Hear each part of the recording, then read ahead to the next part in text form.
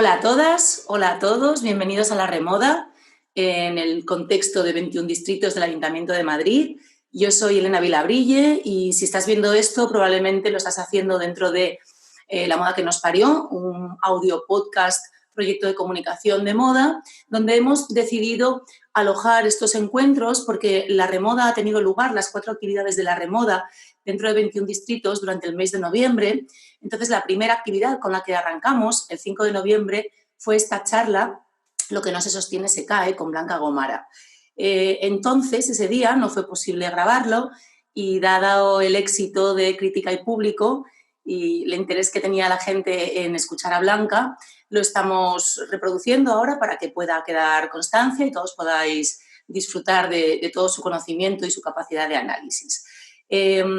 Yo voy a ser muy breve, solo decir que pues, agradezco muchísimo a 21 distritos esta iniciativa porque habitualmente la moda no suele participar de este tipo de programaciones culturales y bueno, creo que es un cambio y bueno, apuesto porque la moda tenga otro tipo de manera de entenderse y otro protagonismo dentro de nuestras vidas y la educación, que es a lo que me he dedicado toda mi vida y a la moda, pues creo que es realmente lo más importante, ¿no? Al final. Entonces, sin más, os dejo con Blanca, que nos va a hacer un barrido súper apasionante por el mundo de la sostenibilidad y la moda. Y ya me callo. Adelante, Blanca. Muchas gracias por estar de nuevo. Pues muchas gracias, Elena, por invitarme de nuevo. La verdad es que es una maravilla que existan iniciativas como 21 distritos y que la moda, sobre todo la moda que sí se sostiene, esté dentro de ese programa. Entonces, bueno, hemos preparado una pequeña ponencia que se llama Lo que no se sostiene se cae, no podría tener un mejor título. Yo me presento muy brevemente, me llamo Blanca Gómara, soy la directora de 360 FLab, una consultoría de moda enfocada en el pensamiento estratégico de la sostenibilidad dentro de las empresas de moda. Y hoy vamos a hablar de sostenibilidad, pero sobre todo pues, de moda, que es lo que nos emociona, ¿no? Lo que nos apasiona. Y qué mejor manera de hacerlo que empezando con esta imagen del padre de la moda o el padre de la alta costura como la conocemos a día de hoy. Y aquí os presento al señor Worth, que fue el creador precisamente del concepto de colección de moda y de las maisons de moda en París, pese a ser británico.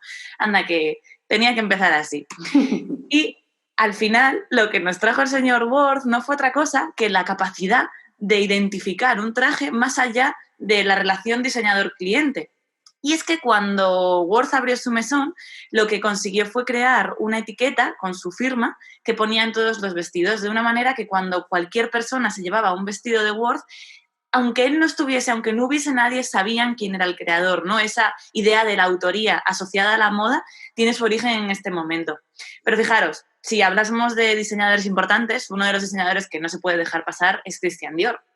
No tanto quizá por quién es o por lo que hizo, que obviamente es muy importante, como por el efecto que tuvo en la historia de la moda. Nos encontramos justo rematando la Segunda Guerra Mundial y Dior presenta esta imagen, esta figura tan rompedora en este momento, porque proponía algo que hasta este momento estaba prohibido y además estaba prohibido por ley, y era el exceso de tela dentro de un diseño. Dior tenía, bueno, el que lea Dior y yo lo verá, pero tenía una obsesión por devolver a la mujer al lugar que le correspondía por naturaleza, que para Dior era pues el de embellecer. Y él lo hacía precisamente a través de remarcar con toda esta cantidad de tejidos el movimiento de la mujer y el movimiento de la figura a través de esa forma pues, de reloj de arena, en cierto sentido. Pero algo tan maravilloso como este look no se puede sostener porque se cae sin la ayuda de un corsé. Y fijaros, ¿no? El papel que tiene Dior más allá de lo que hizo en la moda. Si hablásemos de feminismo, ¿podríamos decir que el feminismo estaría en el punto en el que está a día de hoy si un traje como el New Look no hubiese existido? Pues yo creo que es una reflexión que muy pocas veces hacemos, pero es que la moda muchas veces configura el tiempo y la historia y no al revés. Y yo creo que este es uno de los casos más ejemplarizantes. En el momento en el que aparece el New Look en París, los periódicos se hacen eco de una noticia que dice plaga de desmayos entre las mujeres parisinas. Es curioso porque, claro, con una estructura que lo que hace al cuerpo es esto, aunque por fuera no se note demasiado, por dentro tiene unas consecuencias brutales. Y la realidad es que muchas mujeres que pertenecen a una clase trabajadora si se pueden permitir ponerse este vestido, muchas veces también pueden permitirse dejar de trabajar y desaparecen del puesto de trabajo, ¿no? Nos encontramos en cierto sentido con un pequeño retroceso. ¿Esto es ajeno a la realidad que vivimos nosotros a día de hoy? Yo creo que no. Y es algo que no deberíamos olvidar, que las modas muchas veces, aunque parezca que son cosas del pasado, las podemos traer de forma inconsciente. Y es que en el fondo la moda va y viene, y eso ya lo sabemos, pero siempre nos emociona, siempre nos hace sentir y siempre nos transforma en algo que queremos ser, queremos proyectar o que ya somos y queremos mostrar. Al final, la pregunta real de todo esto es ¿qué es la moda? Y bueno, pues os traigo un pequeño fragmento del teatro de la moda para hablaros de esas cosas que nos emocionan. Estos zapatos desarrollados por Alexander McQueen te ponen los pelos como escarpias, nunca mejor dicho. O Lee Bowery, que usaba la moda para hablar de la identidad, de la importancia de la sexualidad, de la importancia del ser, de todos los problemas que podían tener las personas con VIH, de la noche londinense, en unos looks que han trascendido a lo largo de la moda, que se vende a pie de calle desde hace décadas, ¿no? O estas maravillas creadas por Moncler en colaboración con Pierpaolo Piccioli, en las que nos encontramos unas prendas que, pese a ser de la colección, si no recuerdo mal, 2018, parecen sacadas del libro de Margaret Atwood, El cuento de la criada. Y desde luego no se parecen para nada con la imagen que tenemos mentalmente de un plumífero. Al final, moda es todo aquello que construye y que deconstruye. Y aquí lo vemos, por ejemplo, en estos retratos tan maravillosos de Tulle de las colecciones de Maison Margiela. Pero también es esto, moda también son horas y horas y horas de trabajadores en países generalmente asiáticos expuestos, o ríos contaminados con polución, con surfactantes, con colorantes, que dan agua a poblaciones que son también las que trabajan todo el textil, que viven de ello. O este accidente, que quizá fue el que puso el foco en el impacto que tenía la moda a nivel mundial y que nos hizo darnos cuenta en plena era del Internet que estamos todos conectados y que hay una realidad pasando en nuestras prendas de las que somos inconscientes.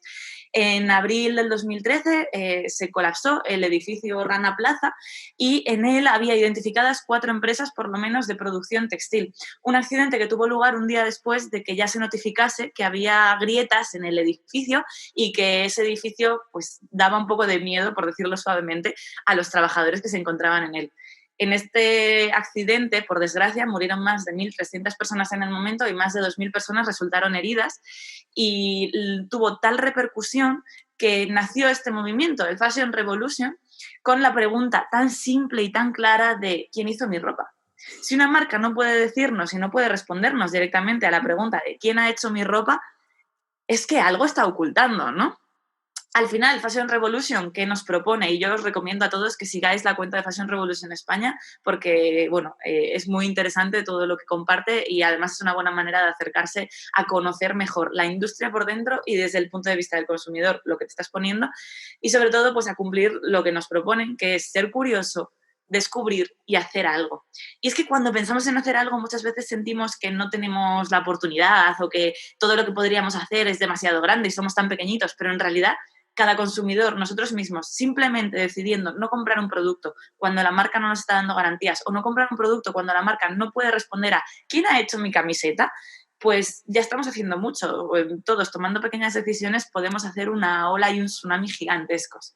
Al final nosotros somos muy chiquitines, pero esta imagen que está sacada del documental Before the Flood me encanta porque me recuerda que somos muy pequeñitos pero que habitamos una bola de tierra que es todo lo que tenemos y no tenemos más. Por ahora, por lo menos, no tenemos más. Pero nosotros tenemos el poder de asociarnos, tenemos el poder de relacionarnos y tenemos el poder de actuar. Y ese poder no podemos menospreciarlo por muy pequeñitos que nos seamos, porque precisamente parte de esa belleza que tenemos es que somos chiquitines y que como somos tan chiquitines, lo mismo que puede ser tremendo puede no ser nada. Y al final, si nosotros ponemos la voluntad es lo que va a marcar la diferencia. En cierto sentido, a veces nos creemos más parecido a este dibujo de Goya, un seguidor de Goya, que estaba en la Quinta del Sordo, ¿no? Como ese hombre luchando contra toda la naturaleza. Pero cuando entendemos que en realidad formamos parte de esa naturaleza, nos podemos considerar una extensión más y como tal tenemos que asumir nuestro papel y tenemos que continuar viviendo y continuar configurando pues, ese futuro con el que queremos soñar. La moda va mucho de futuro y yo creo que hoy más que nunca debería pensarse para el futuro. En 2018 la ONU se reunió por primera vez para hablar de ese futuro que queremos para la moda, sobre todo centrándose en hechos del pasado. ¿Qué tuvo de interesante este encuentro? Bueno, pues que dijeron que el 10% de las emisiones de gases de efecto invernadero del mundo procedían de la industria de la moda, el 26% de los residuos, otro porcentaje altísimo de las aguas residuales. ¿Qué tuvo realmente el hecho de que se reuniesen en 2018 y no lo hubiesen hecho antes cuando llevamos casi 40 años hablando de sostenibilidad y todos nos ponemos ropa?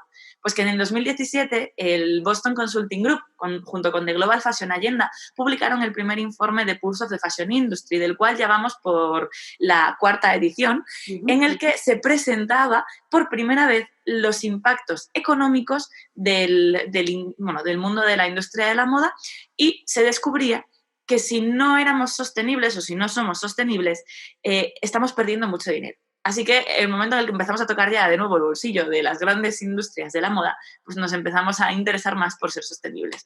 Al final, en este informe se nos presentaba un cuadro muy sencillo, y es que las 3 primeras páginas del informe ya son reveladoras, y nos decían: estos son los consumos de moda en el 2015. Estos son los consumos de moda en el 2030, si conseguimos frenar la forma a la que estamos avanzando nuestro consumo. Y el circulito azul que hay en el medio, que como podéis ver, pues cada vez está más relleno de morado, son los límites planetarios. ¿Esto qué significa? Que en el 2015 ya estábamos consumiendo los recursos por encima de su capacidad de regeneración. En el 2030 estamos igual.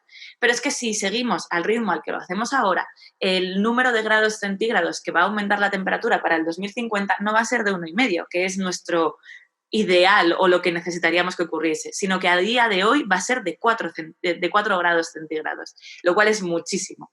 Es como para tomárselo en serio. Al final, os comentaba que este informe se sigue publicando anualmente, y en mayo pues lo hizo nuevamente con un spotlight especial en biodiversidad. Y es que la biodiversidad es esencial dentro de la cadena de suministro de la industria de la moda y también dentro de nuestra forma de vida. Hay un dicho por ahí que sin abejas no podríamos vivir más de 4 años, porque son las encargadas de polinizar y de que nosotros tengamos alimento, ¿no? Pero en la industria de la moda pasa algo parecido, y fijaros dónde está la biodiversidad presente: en la trazabilidad de la cadena de suministro, en la capacidad de revertir los efectos del cambio climático, en el uso eficiente de agua, de energía y de químicos, y por supuesto en el mix de materiales. Porque una cosa tan sencilla como cultivar algodón nos puede llevar a hacer un monocultivo, un uso intensivo del agua, un uso intensivo del suelo y una pérdida asociada, con lo cual estaríamos estropeando en vez de regenerando, que es nuestro objetivo para pervivir. ¿Por qué importa todo esto? Pues fijaros, os traigo una fotografía que a mí me resultó tremendamente chocante cuando la vi por primera vez. Me quedé pensando, no sé si lo que sobra son los barcos, lo que sobra son los dromedarios, o sea, ¿qué llegó ahí primero? ¿Qué hacen unos barcos oxidados en medio de una estepa? La realidad es que esto no era una estepa, no siempre fue una estepa. Estamos hablando del mar de Aral, llamado mar porque pese a ser un lago era el cuarto lago más grande del mundo, tan grande que parecía un mar. Fijaros, la evolución desde el año 2000 hasta el 2018. En las últimas décadas se ha mermado la cantidad de agua de este mar, que ahora ya sí podríamos llamar lago prácticamente, en un 90%.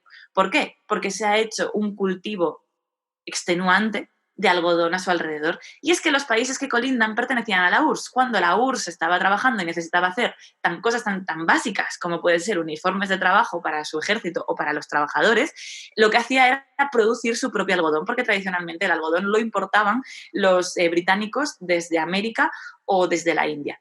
¿Qué hacía la URSS? Pues buscar sitios donde se pudiese cultivar el algodón de forma intensiva, muy intensiva. Al final estamos hablando de países que incluso a día de hoy, como Uzbekistán, tienen una temporada en la que el gobierno obliga a todos sus pobladores, a todos sus habitantes, a irse a los campos a dejar lo que sea que estén haciendo y a recoger el algodón. Imaginémonos que en España, por ser el país por excelencia de los vinos de La Rioja, todos los habitantes de España tuviésemos que parar en septiembre para hacer la vendimia. 15 días de vendimia obligatoria para todos.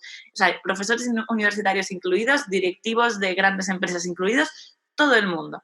Pues esto es lo que está pasando a día de hoy, año 2020, en este país.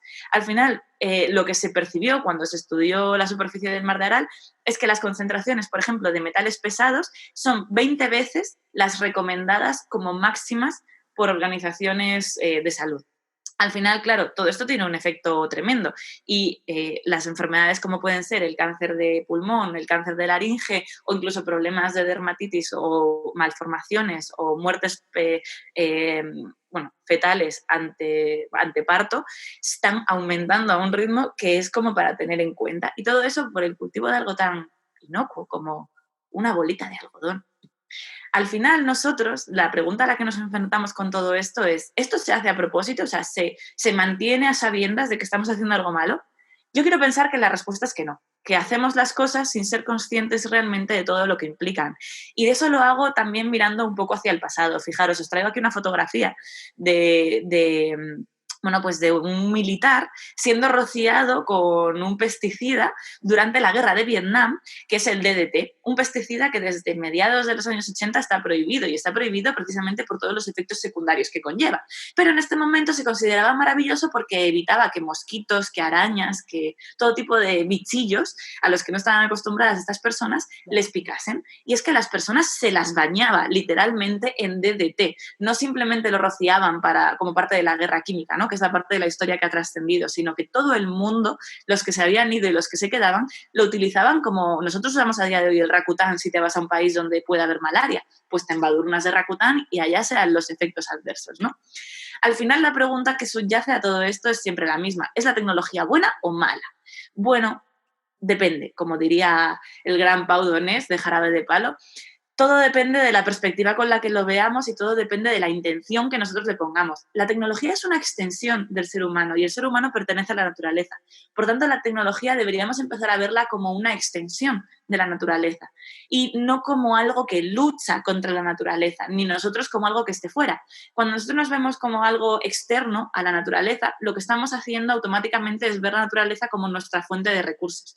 Cuando nos vemos como algo interno, empezamos a querer protegerla y empezamos a entender que nuestra supervivencia depende de la supervivencia de la naturaleza. Y es que no vamos a conseguir ser seres humanos viables si nuestro planeta no es viable. A mí hay una imagen que me encanta y es la del ciclo del agua, que yo sé que muchos la recordarán de bachillerato o de la ESO, de cuando estaban en el colegio, pero realmente esta imagen para mí es de estas que te abren la mente porque te explica y te explica de una forma muy visual cómo funciona un sistema. Y nosotros al final somos sistema. Decía la ley de Lavoisier que la materia ni se crea ni se destruye, solo se transforma. Pues también lo dice Jorge Drexler en una canción y lo vemos en este dibujo. Y es que todo lo que hacemos al final son plenas transformaciones o plenos momentos a punto de realizarse, ¿no? Potencialidades. En esta imagen, ¿qué vemos? Pues las potencialidades del agua, pero podríamos ver las potencialidades de los nutrientes, podríamos ver las potencialidades del algodón, podríamos ver las potencialidades de aquello que quisiésemos estudiar. Lo mismo pasa con una prenda, un ciclo de vida, que es la perspectiva desde la que la enfocamos nosotros cuando hacemos un análisis sostenible, no deja de ser las potencialidades de distintos materiales realizados hasta un punto. ¿Cuál es el verdadero quebradero al que nos enfrentamos a día de hoy? El fin de la vida útil. Porque cuando pensamos en el fin de una prenda, muy pocas veces somos conscientes de que, por ejemplo, un español medio está generando al año unos 9 kilogramos de ropa usada desperdiciada, es decir, desechada, y de todo eso solo el 2% acaba convirtiéndose o transformándose en materia prima de nuevo. Es decir, el 98% de todo ese material lo estamos dejando en vertederos o lo estamos incinerando, con toda la contaminación y toda la generación de residuos que ello conlleva. La cadena de suministro de la moda también se caracteriza por ser una de las más largas y una quizá de las más opacas. Y es que la Fundación CIA desarrolló un estudio y en ese estudio descubrieron que la cadena de producción de una simple falda bordada podía llegar incluso a las 12 de la noche en la casa de uno de los trabajadores donde toda la familia estaba sentada en torno a unas velas bordando para conseguir facturar más prendas para que el salario de ese mes fuese un poco mayor. Al final es una cadena tremendamente deslocalizada y eso conlleva una serie de impactos. Bueno, aquí en este informe de Quantis se pueden observar por procesos y claro, no nos sorprende nada ver que donde más impactos nos vamos a encontrar siempre es en esos procesos de transformación de la materia prima en un producto textil acabado, como pueden ser pues, los acabados, los colorantes, los esencerados, todo este tipo de procesos. Pero también tenemos que tener en cuenta el fin de vida, la distribución, el ensamblaje de las prendas. Al final, la pregunta real, lo decía ya hace un ratito y lo sigo manteniendo, no es tanto qué hemos hecho mal, vamos a corregirlo o vamos a poner un parche en los residuos que estamos generando, sino cómo queremos que sea el futuro. ¿Por qué? Porque muchas veces desarrollamos nuevas ideas pensando en sustitutos de productos que ya existen, pero no pensamos realmente en cuáles queremos que sean esos productos nuevos que van a darnos pie o que van a ayudarnos a tener un futuro que realmente busquemos. Nosotros lo que tratamos de hacer ya es dejar de trabajar en sostenibilidad. La sostenibilidad se ha quedado como algo un poco ineficiente y empezar a pensar en otras cuestiones como el diseño circular y el diseño regenerativo. Al final todo implica un cambio de mentalidad individual que tenemos que llevarnos a esa colaboración social porque no estamos solos. Y muchas veces eso es uno de los errores que cometemos en un emprendimiento, por ejemplo, en una marca, pensar que todo lo tenemos que hacer nosotros, cuando podemos colaborar con otros individuos, ¿no? Y potenciarnos todos juntos, que conllevan un cambio de actitud y visión. Ese simple paso de pensar que no estamos solos, que estamos acompañados, ya es un cambio de actitud tremendo hacia el resto de la población. Imaginémonos la visión que ello conlleva, ¿no? Nosotros todo esto lo vamos a hacer siempre planteando una serie de pasos o una serie de estrategias que tienen que ser la manera en la que diseñamos los productos, ya no lo vamos a hacer desde la ecoeficiencia, que sería mejorar un producto que ya existe, sino desde la ecoefectividad, que sería diseñar un nuevo producto conociendo de entrada las cualidades y propiedades que querríamos esperar en él. Cuando hacemos ecoeficiencia estamos intentando hacer un mejor uso de los recursos, pero no es suficiente con usar los recursos de una manera más responsable, sino que tenemos que medir muy bien qué recursos vamos a utilizar y, sobre todo, qué impactos no queremos generar. Al final, todo eso, hay una realidad que a veces nos cuesta y suena muy hippie a lo mejor o muy bucólica, pero la naturaleza nos lleva una gran ventaja. Y os traigo un ejemplo que a mí me parece maravilloso de biomímesis y es el Fast Skin, un bañador, iba a decir una piel, pero no es una piel, es un bañador, desarrollado por Speedo cuando estaba intentando hacer un bañador que ayudase a los nadadores profesionales a ir todavía más rápido. La pregunta de la que partieron fue, ¿cómo puedo yo vencer la resistencia proporcionada por el agua y la fuerza de rozamiento en contacto con la persona? Y entonces dijeron, vamos a ver, investigación. ¿Cuál es el animal marino o acuático que más rápido nada y por qué? Una parte es biomecánica, por supuesto, pues los músculos son muy fuertes y puede propulsarse con la cola muy rápido. Pero otra parte tiene mucho que ver con la superficie de su piel. Y estudiándola al microscopio se dieron cuenta de que las escamas y la piel de los tiburones era de una manera distinta a la piel de otros peces y empezaron a simularla a través de tecnología en los bañadores hasta que desarrollaron una piel que permitía hacerse los 100 metros de natación en 3 segundos menos de lo que se solía hacer, teniendo en cuenta que la marca mundial está en unos 42 segundos los 100 metros, 3 segundos de diferencia por usar un bañador u otro, es una locura. Al final, en este momento fue algo tan revolucionario, en el fondo, que las primeras Olimpiadas que existía este bañador lo prohibieron, porque la diferencia entre los nadadores era mínima y le quitaba la gracia a la competición, ¿no? Pero no solo tenemos que pensar en estas cosas, la tecnología se nutre constantemente de la naturaleza, porque al final es una extensión nuestra. Y, por ejemplo, os traigo aquí a este señor, que es el primer cyborg de la historia, y es una persona, Neil Harbison es una persona que nació ciego al color, solo ve en grises, un gran rango de grises, pero solo grises. Entonces él, con 18 años, quería intentar percibir el color por su cuenta y, observando la naturaleza, se dio cuenta de que determinados insectos tienen unas antenas que les permiten captar el movimiento y el color y la luz a su alrededor sin necesidad de verlo. ¿Por qué? Porque tanto el sonido como el color, como la luz, son ondas y la longitud de onda es algo que puede vibrar.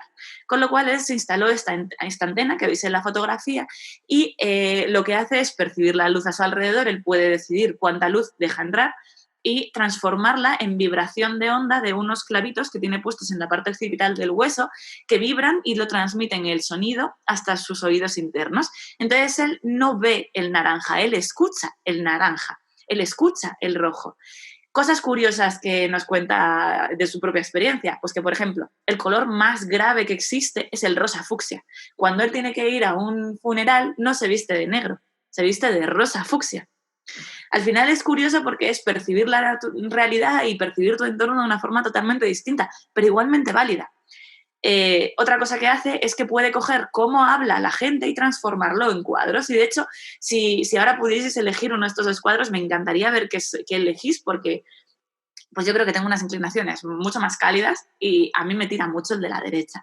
Sorpresa cuando de pronto en una de sus conferencias descubrí que el de la derecha era la voz de Hitler dando un discurso y me hizo un clic que dije, Dios mío, o sea, puedes entender cómo todo lo de la dicción y la forma en la que se expresa y la fuerza que ponen al hablar se puede transformar y realmente puede llegar a tener ese efecto tan cálido como puede tenerlo visualmente, ¿no? Que yo visualmente lo cuestiono menos, a mí soy una persona muy de imágenes.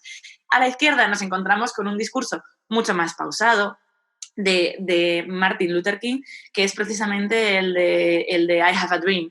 Con lo cual, esa imagen, esa capacidad de enganchar a la gente, pues es que lo estamos viendo visualmente también, ¿no? Esta imagen me impacta un montón. Y luego, por último, lo que tenemos que tener en cuenta siempre es que tenemos que diseñar siendo conscientes de en qué realidad vamos a liberar ese diseño. Y esto quiere decir que tenemos que diseñar teniendo en cuenta el metabolismo de los productos dentro de las rutas metabólicas que existen. Esto suena muy complejo, pero es muy sencillo. Por un lado, nos vamos a encontrar con materiales como puede ser el oro, que no es algo que se forme a partir de nutrientes. El algodón crece de una planta y esa planta viene de una semilla con nutrientes. Y cuando ese algodón ya no se utiliza, se supone que se puede volver a integrar, ¿no? Y de hecho se podría hacer compost con él. Pero yo no puedo compostar el oro. Tampoco puedo compostar el plástico. Cuando pienso en el oro lo veo más obvio porque todos tenemos la imagen de los mineros cavando para ver si consiguen las pepitas de oro. Pero cuando tenemos la imagen del plástico ya no es igual. Al final uno es un ciclo técnico y otro es un ciclo biológico. El ciclo tecnológico tenemos que gestionarlo de principio a fin y gestionar su reintroducción al ciclo. ¿Por qué? Porque si yo tengo aluminio o si tengo oro y no lo reintroduzco, ese aluminio y ese oro se van a quedar ahí y los voy a perder en el fondo. Otra cosa importante, los animales no es lo único que están en peligro de extinción. Determinados elementos de la tabla periódica, como el oro, están en peligro de extinción. El helio igual. Cuando compramos un globo de helio, no pensamos que el helio es esencial también para cuestiones médicas o para la propia movilidad de las personas y que al ritmo al que vamos nos queda helio para 10 años. Bueno, pues con el ciclo biológico pasa lo mismo. Si yo produzco un material biológico, tengo que garantizar que puedo conseguir que vuelva a reincorporarse dentro de su ciclo. ¿Qué ocurre? Que muchas veces como diseñadores somos fans de las cosas que están en el medio. Por ejemplo, el polycotton dentro de la industria de la moda. Pues ni para un lado ni para el otro. ¿Qué me encuentro? Pues me encuentro con un producto que al final uno de sus pocos usos es la incineración, si acaso transformarlo en una recuperación del calor a través de esa combustión, pero en general es un material muy susceptible de acabar en vertederos estancado, ni para un sitio ni para el otro. Y eso es justo lo que tenemos que evitar. Al final, ¿cómo lo hacemos todo esto? Pues desarrollando estrategias integrales que contemplen todos estos puntos y tratando de diseñar para el desensamblaje, diseñar con monomateriales y diseñar prendas que realmente puedan reintegrarse dentro de todos estos ciclos. Todo esto, al final, lo vamos a hacer siempre con una mentalidad de que hay determinado número de materias a partir de las cuales yo no puedo seguir usando. Es decir, tengo un techo ecológico. Y hay determinados derechos humanos que no puedo vulnerar. Es decir, tengo un suelo social. ¿El modelo que yo tendría que seguir para desarrollar mi empresa? Pues todo el espacio que queda en el medio de estos dos círculos concéntricos y en la mitad toda la capacidad creativa, sobre todo, de desarrollar nuevas empresas. Al final, se trata de que seamos muy curiosos, se trata de que todo eso que tenemos dentro y todas esas cosas que nos mueven, que nos apasionan, que nos hacen soñar, las podamos plasmar y las podamos inventar. Y las inventemos en forma de algo que a día de hoy no sea viable. Que nos permitamos soñar y pensar fuera de esa caja mental que muchas veces nos hacemos y nos creamos nosotros mismos. Y sobre todo que entendamos que somos agentes de cambio, pese a ser súper chiquitines y pequeñitos en un planeta gigante, nuestras acciones tienen impacto y tienen poder. E igual que a veces podemos querer que no las tengan y no las tendrán, tenemos que entender que cada cosa que queramos cambiar podemos empezar a cambiarlo ahora por nosotros mismos, para que la gente que nos observe se dé cuenta y diga, ¿y esto por qué lo hará? Y lo pruebe. Y cuando nos queramos dar cuenta, todos habremos cambiado mucho más. Al final, se trata de seguir soñando. Y bueno, os dejo aquí mi cuenta y mi Instagram por si queréis debatir en un momento dado, me encantaría. Y bueno, y gracias por dejarnos soñar en este aspecto. Y eso sería todo por hoy, Elena. No sé qué bueno. La verdad es que yo siempre, bueno, quien me haya oído hablar de este tema y de Blanca y cuando hemos coincidido, siempre resalto bueno, aparte del entusiasmo y la pasión, ¿no? Por lo que también la manera un poco de tratar los datos y de intentar aplicar el sentido común y alejar los prejuicios, también un poco quitar la culpabilidad constante. Cuando digo lo de los prejuicios y analizar los datos, lo digo porque muchas veces en este momento en el que la sostenibilidad es como que ya está por todos los lados, pero falta que esté integrada aún, ¿no?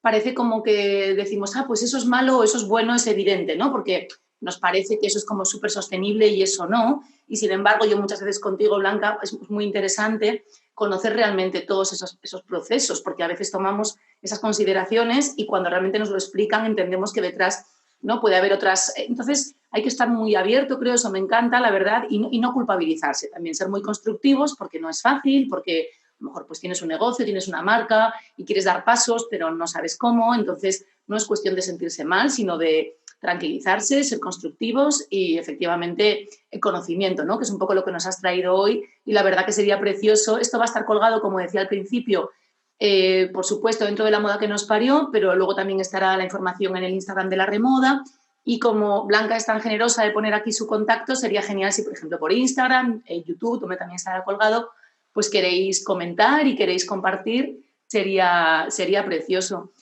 Muchas gracias, Blanca. A ti. Ha sido un gustazo grande. Nos vemos prontito. Chao. Sí. Chao, guapa. Hasta luego. Gracias.